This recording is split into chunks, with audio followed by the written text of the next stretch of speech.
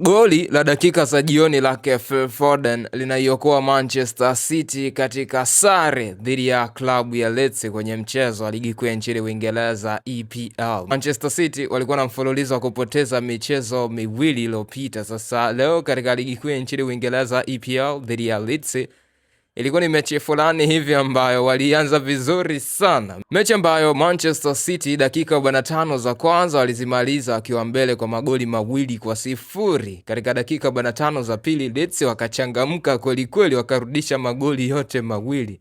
Dakika za jioni Phil Foden anafunga chuma cha 3 na anaipatia ushindi klabu ya Manchester City, wakiondoka na ushindi wa magoli 3-2 dhidi ya klabu ya Leeds. Manchester City wanapanda mpaka nafasi ya pili kwenye msimamo wa ligi kuu ya nchini Uingereza, nafasi ya kwanza ikishikiliwa na Arsenal na nafasi ya 3 ikishikiliwa na klabu ya Chelsea.